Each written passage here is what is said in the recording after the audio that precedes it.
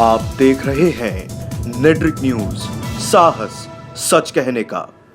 आज हम बात करेंगे कि इंडिया में समन लॉ क्या होता है और इंडिया ने समन लॉ क्यों बनाया है। देखा जाता है कि आए दिन देश में कोई ना कोई घटना घटती रहती है, जैसे कि रेप, मर्डर, चोरी, डकैती। इन घटनाओं के आरोपी पकड़े भी जाते हैं, लेकिन कई बार वो छूट जाते हैं। लेकिन कई बार देखा जाता है कि मौजूदा स्थिति पर गवाह होते हैं कोई ठोस सबूत के साथ या फिर बयान के साथ, और हर साल आरोपी छूट जाते हैं जब ऐसे गवाह अपनी बात से मुकर जाते हैं। ऐसे में पुलिस और कोर्ट में ये तय नहीं हो पाता कि आरोपी को क्या सजा दी जाए और किस तरह से दी जाए। उनके खिलाफ गवाह या कोई ऐसा सुराग ना मिलने पर आरोपी को बिना सुराग के गिरफ्त में नहीं रखा जा सकता। इन्हीं बातों को मद्देनजर रखते हुए ऐसे में भारत में एक लॉ का निर्माण किया गया, जिसे हम आम भाषा में समन लॉ कहते हैं। ये समन लॉ कोर्ट में उन लोगों के लिए बनाया गया जो मौका वारदात पर मौजूद होते हैं, जिनका बयान पुलिस को लेना होता है, और ये डायरेक्ट कोर्ट में उपस्थित होने के लिए नागरिक को हक दिया जाता है कि कोर्ट में आकर वो एक सरकारी गवाह के तौर पर मौका वारदात की सारी स्थिति बयां कर सकता है। सबसे पहले हम बात करेंगे कि आखिर समन क्या होता है। समन से तात्पर्य है कोर्ट का सरकारी गवाह। कोर्ट की भाषा में समन कहा जाता है, मतलब कि किसी गवाह को कोर्ट की लैंग्वेज में हम समन कहते हैं। जब व्यक्ति के घर पर कोई दस्तावेज कोर्ट से डायरेक्ट आता है जिसमें कोर्ट में व्यक्ति को पेश होने के लिए आदेश दिए जाते हैं, तो बहुत से लोग कई बार इसे स्वीकार नहीं करते और वहां जाने से मना कर देते हैं। हालांकि समन में अदालत व्यक्ति को व्यक्तिगत रूप से अदालत में पेश होने का आदेश देती है, जो कि बहुत अहम है। समन आमतौर पर व्यक्ति के घर पर तब भेजा जाता है जब कोई क्रिमिनल केस की सुनवाई हो या फिर रेप जैसे संगीन मामलों में समन उस व्यक्ति के घर पर भेजा जाता है, जो कि जब केस की कार्यवाही होगी तब पुलिस और क्रिमिनल केस की गवाही के लिए व्यक्ति को कोर्ट में लेकर जाएंगे। जाहिर सी बात है कि पुलिस ने उस व्यक्ति का बयान सेक्शन 161 के तहत नोट भी करा होगा और उस समय व्यक्ति के साइन भी कराए होंगे। लिए गए बयान पर इस बात को मद्देनजर रखते हुए जब कोर्ट में कोई संगीन केस चल रहा होता है, तो कोर्ट को अगर उस व्यक्ति के बयान की ज़रूरत पड़ती है आगे की सुनवाई के लिए, जो कि कोर्ट और आरोपी के लिए बहुत अहम होती है, तभी कोर्ट डायरेक्ट उस गवाह के लिए समन जारी करता है। और ये समन गवाह के घर पर डाक द्वारा भेजा जाता है, जिसमें कोई भी इन्वॉल्व नहीं होता। कानूनी तौर पर जब गवाह के पास ये समन जारी किया जाता है, तो एक आम आदमी जिसे इस बात की भनक भी नहीं होती कि आखिर समन क्या है और कोर्ट से आया हुआ ये नोटिस क्या है, तो वो कई बार डर जाता है। लेकिन कोर्ट के द्वारा उसमें सिर्फ एक इन्फॉर्मेशन होती है जिससे गवाह को इंटीमेट किया जाता है कि आपको गवाही के लिए कोर्ट में पेश होना होगा। केस को लेकर आपने क्या देखा क्या नहीं, हमें सब कुछ आकर बताइए, ऐसा कोर्ट उनसे बोलती है और सुनवाई की तारीख बताती है कि किस दिन उसको आना है, इस समय आपको आना होगा। सारी जानकारी इसमें दी जाती है। ऐसे में उस समन को लेना चाहिए, उसमें तारीख और गवाह को कोर्ट में कब उपस्थित होना है, सारी इन्फॉर्मेशन को नोट करना चाहिए। और समन का कोर्ट के द्वारा जारी होना ये भी हो सकता है कि कई बार वो समन आपका चालान हो, जो कि ट्रैफिक पुलिस के द्वारा आपके घर भेजा गया हो, और कोर्ट के द्वारा उस समन से आपको बताया जाता है कि आपको इस तारीख में इस कोर्ट की तारीख पर उपस्थित होना है, आपका चालान भरना होगा, आपको चालान के लिए सुनवाई के लिए कोर्ट में पेश होना होगा, जो पूछताछ होती है, जो सब कुछ अहम है।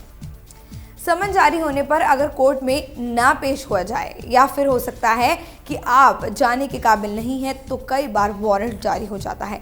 जब समन कोर्ट के द्वारा जारी किया जाता है, अगर गवाह उसे लेने से इनकार कर देता है और कोर्ट को वजह भी नहीं बताता, तो कोर्ट एक बार फिर उसके लिए समन जारी करता है, और बार बार गवाह के समन ना लेने पर, कोर्ट में जाकर पेश ना होने पर कोर्ट भी अपना खास कदम उठाती है, क्योंकि गवाह का बयान अगर कोर्ट में चल रहे केस की सुनवाई के लिए काफ़ी ज़्यादा अहम है और गवाह के बयान के द्वारा सुनवाई रुकी हुई है और तारीख पर तारीख आगे लगती जा रही है, इसमें अदालत का वक्त ज़ाया हो रहा है और कोर्ट भी उसके खिलाफ फिर वारंट जारी कर सकती है।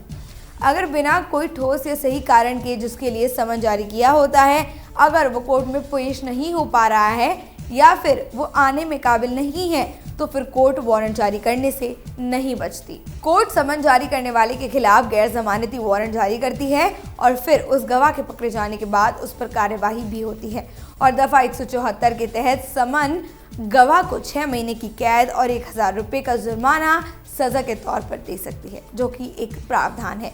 ऐसा भी होता है कि अगर समन जारी वाला कोर्ट में पेश नहीं हो सकता, तो अपने पेश ना होने का कारण विशेष तौर पर कोर्ट को एक लेटर में लिखकर जरूर बता दे और अपने किए गए वकील के द्वारा उसे कोर्ट में जाने पर गवाह द्वारा बताया गया कारण उसके पक्ष में ही होना चाहिए और पेश किए गए सारे सबूत मजबूत भी होने चाहिए। और अगर ऐसा होता है तो कोर्ट की एक अगली तारीख सुनिश्चित कर ली जाती है और फिर उस तारीख पर उस गवाह को आना होता है और कोर्ट के आदेशों का पालन करना होता है।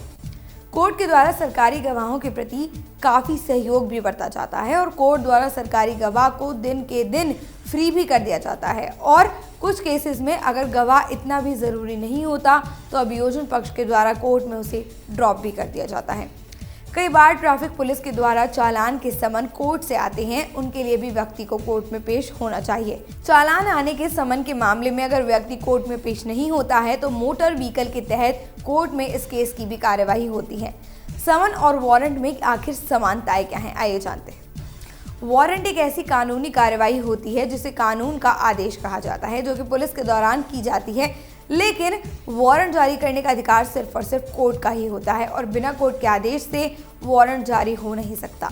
वारंट को लिखकर जारी किया जाता है और जारी करने वाले का पद और वारंट क्यों जारी किया गया है ये भी लिखा होता है।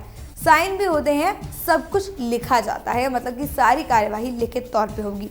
अगर पुलिसकर्मी को किसी को भी गिरफ्तार करना है या किसी भी आरोपी के घर की तलाशी लेनी है या जो भी ज़रूरी कदम पुलिस के द्वारा उठाए जाने हैं, उनका सबका अधिकार पुलिस को वारंट के जरिए ही मिलता है। इसलिए वारंट की बहुत ज़्यादा आवश्यकता पड़ती है।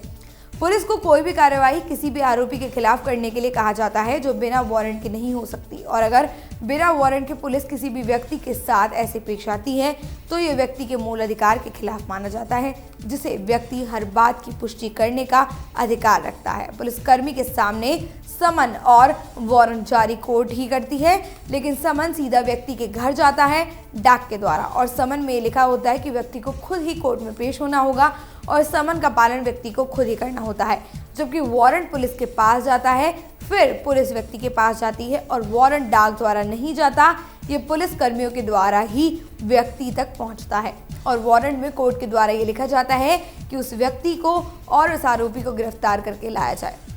समन और वारंट दोनों ही लिखित में होते हैं, इन दोनों का आदेश सिर्फ और सिर्फ कोर्ट ही देती है और वारंट में पुलिसकर्मी को उस व्यक्ति को हिरासत में लेने की बात कही होती है और कोर्ट में पेश करना होता है। वारंट का पालन पुलिस को करना ही होता है। तो ये थी सारी जानकारी, आखिर समन क्या होता है और वारंट क्या होता है। और भी ऐसी जानकारियों को जानने के लिए सब्सक्राइब करें हमारे चैनल नेटवर्क न्यूज को। हमारे साथ जुड़े रहने के लिए हमारे YouTube चैनल को सब्सक्राइब करें, साथ ही बेल आइकन को दबाएं। नेटवर्क न्यूज की खबरें सबसे पहले देखने के लिए।